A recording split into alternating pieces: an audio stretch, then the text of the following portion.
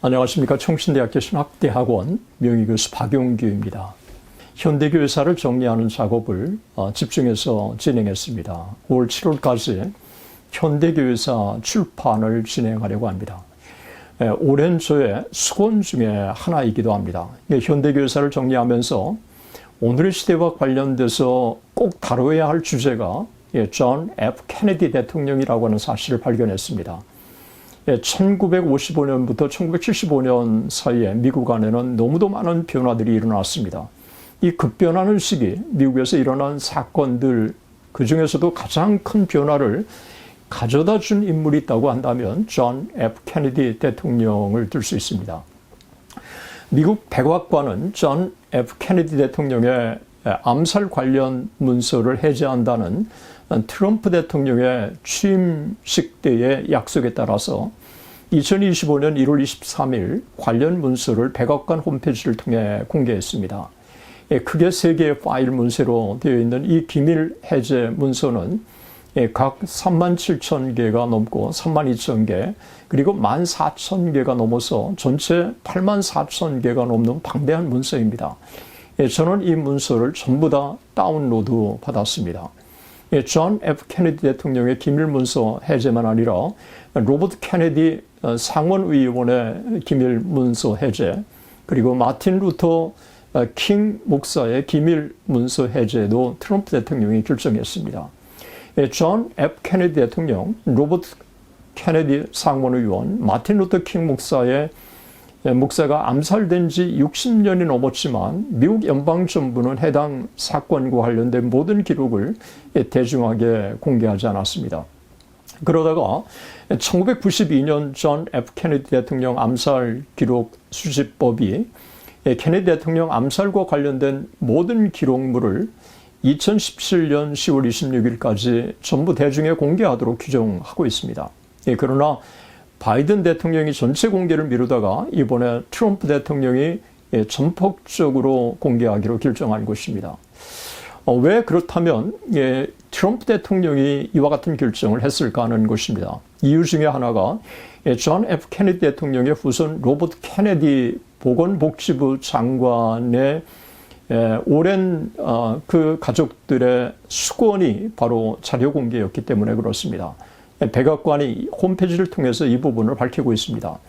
그들의 가족과 국민들은 투명성과 진실성을 받을 자격이 있습니다. 이러한 암살과 관련된 모든 기록을 지체 없이 최종적으로 공개하는 것이 국가적 이익에 부합합니다. 존 F. 케네디 대통령의 암살과 관련된 기밀 문서 해제는 많은 의혹들을 풀어줄 것이라고 생각합니다. 특별히 그의 죽음과 관련된 CIA와 존 F. 케네디 대통령의 관계, 케네디를 암살한 오스왈드와 공산주의 관계, 왜 CIA는 이미 오스왈드를 감시해왔으면서도 케네디 대통령의 암살을 막지 못했는지, 오스왈드가 어떻게 소련과 접촉을 계속해서 지속해왔는지 여기에 대한 많은 의문들을 풀어줄 것입니다. 제가 올린 영상 중 상당수가 독창적이고 쉽게 접근하지 못하는 내용들을 심층적으로 탐구해서 게재한 것이 꽤 여러 있습니다. 그 중에 하나가 다윈주의와 마르크스주의 영상이고, 구원이란 무엇인지 시리즈 역시 어느 곳에서도 찾을 수 없는 독창적인 통시적인 영상입니다. 이번 현대 교회사와 관련된 중요한 존 F. 케네디 대통령의 관련 기밀 문서들, 로버트 케네디 상원 의원의 암살 관련 기밀 문서들, 마틴 루터 킹 목사의 암살 관련 문서들을 심층적으로 파악해서 여러분들에게 전달하려고 합니다. 존 F. 케네디 대통령의 기밀 문서를 해제하면서 케네디의 암살 관련 문서 전체를 관리하는 존 F. 케네디 도서관은 다음과 같이 그의 암살에 대해서 간단하게 공지했습니다. 이 공지는 미국 백악관 홈페이지에 그대로 게재되어 있는 내용입니다. 1963년 11월 22일 흥분한 군중이 거리에 줄을 서서 케네디에게 손을 흔들었다. 오후 12시 30분경 케네디 대통령이 탄 차는 딜리 플라자의 메인 스트리트에서 방향을 틀었다. 바로 그 순간 달라스에 있는 텍사스 교과서 보관소를 막 지나자 갑자기 광장에 총성이 울려 퍼졌다. 총알이 케네디 대통령의 목과 머리를 맞고 그는 케네디 부인 제클린 쪽으로 쓰러졌다. 차는 불과 몇 분 거리에 있는 파클랜드 기념병원으로 급히 달려갔다. 하지만 대통령을 위해 할 수 있는 일은 거의 없었다. 이 캐톨릭 사제가 마지막 의식을 집행하기 위해 소환되었고 오후 1시에 존 F. 케네디 대통령은 사망 선고를 받았다. 대통령실은 로브필드로 옮겨져 에어포스원에 실렸다. 비행기가 이륙하기 전 굳은 표정의 린든 존슨이 좁고 비행기 줄에 서서 미국 지방법원 판사인 사라 휴즈가 집행하는 대통령 취임 선서를 했다. 간단한 이 취임식은 오후 2시 38분에 열렸다. 존 F. 케네디 대통령 암살이 있고 1시간도 채 지나지 않아 경찰은 텍사스 교과서 창고에서 그곳에 새로 고용한 직원인 리 하비 오스왈드를 체포했다. 오스왈드는 케네디 대통령 암살과 그 직후 달라스 거리에서 순찰 경찰의 디피트가 치명적인 총격을 가한 혐의로 구금되었다. 11월 24일 일요일 아침 오스왈드는 경찰본부에서 카운티 교도소로 이송될 예정이었다. 생방송 중계를 시청하던 전국의 시청자들은 갑자기 한 남자가 권총을 겨누고 근거리에서 총을 쏘는 것을 보았다. 공격자는 지역 나이트클럽 주인인 잭 루비로 확인되었다. 오스왈드는 그로부터 2시간 후 파클랜드 병원에서 사망했다. 이상이 존 F. 케네디 대통령의 라이브러리에서 밝힌 내용이었습니다. 여러분, 너무도 많은 의문들이 이 간단한 내용 중에 제기되지 않습니까? 공산주의 사상에 깊이 물든 오스왈드를 CIA가 감시했다면 케네디 대통령의 암살을 왜 막지 못했고, 그리고 이송 도중에 나이트클럽의 주인인 잭 루비가 오스왈드를 살해할 만큼 경비가 정말 그렇게 허술했다는 말인가? 왜 CIA는 암살을 막지 못했는가? 왜 나이트클럽 주인 루비가 가장 중요한 비밀을 밝혀줄 오스왈드를 죽였을까? 존 F. 케네디 대통령의 암살과 관련된 많은 의문들은 대중들에게 시원하게 해결되지 않고 오히려 의문의 의문이 중폭되어 지금까지 왔습니다. 현대교사를 연구하고 미국이 언제부터 청교도 전통에서 멀어졌는가를 관심을 가지고 지난 2년 동안 추적해온 제게는 1년 반 전에 영상에도 올렸지만 그의 암살을 어떻게 해석할 것인가 하는 해석적 의문을 스스로에게 제기하지 않을 수 없었습니다. 초 로즈메리 홀과 하버드 대학을 졸업하고 제35대 미국 대통령이 당선된 존 F. 케네디 대통령은 최초의 미국 로마 캐토릭 대통령이었습니다. 1961년 1월 20일 임기를 시작한 존 F. 케네디 대통령은 1963년 11월 22일 암살 당할 때까지 정확히 2년 10개월 동안 대통령직을 수행한 것입니다.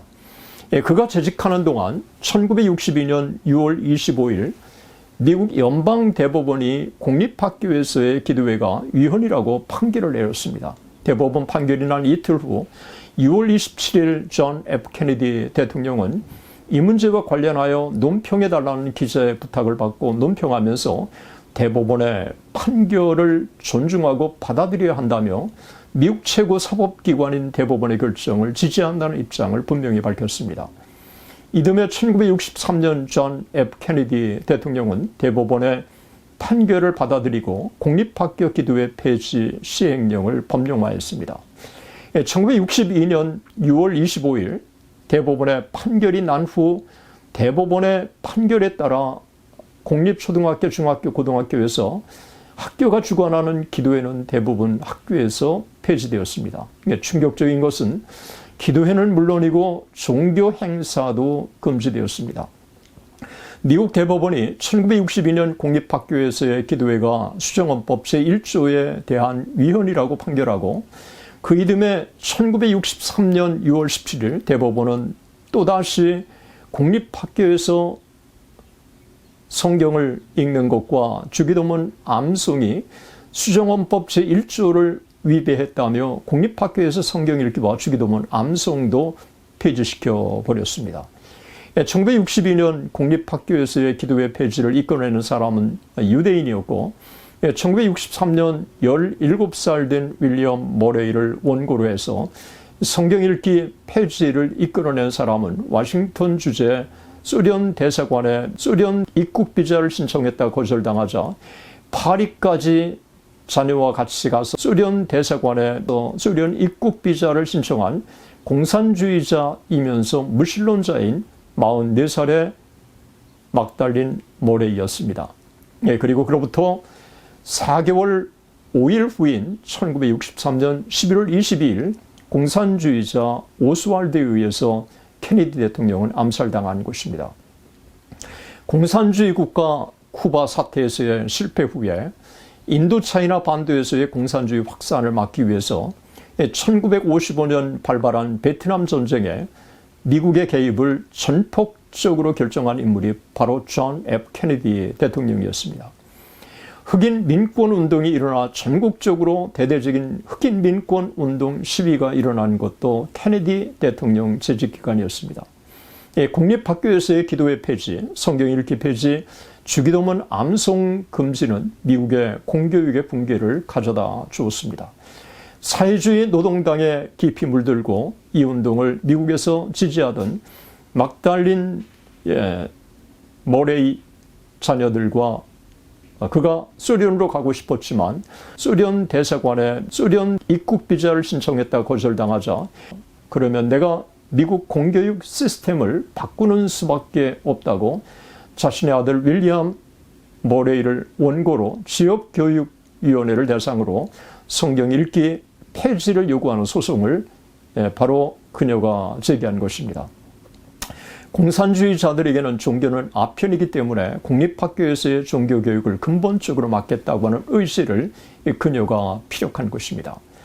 공산주의자 막달린 머레이의 성경 읽기 폐지 소송, 공산주의 오스왈드의 존 F. 케네디 대통령 암살, 쿠바 사태로 인한 심각한 소련과의 냉전이라고 하는 시대적 배경 속에서 미국의 청교도 전통의 붕괴를 통시적으로 살펴봐야 하는 것입니다. 세속화의 근본 원인이 고등비평, 진화론, 공산주의 그리고 성해방이 현대 세속화의 그리고 기독교의 심각한 침체 요인이라고 하는 사실을 현대교회사는 증언하고 있습니다. 오늘의 시대가 어떤 시대인지, 오늘의 시대에 우리가 무엇에 관심을 기울여야 할지 현대교회사는 우리에게 너무도 분명하게 교훈해 줍니다. 역사를 알면 미래가 보입니다. 오늘의 영상은 여기까지입니다. 대단히 감사합니다.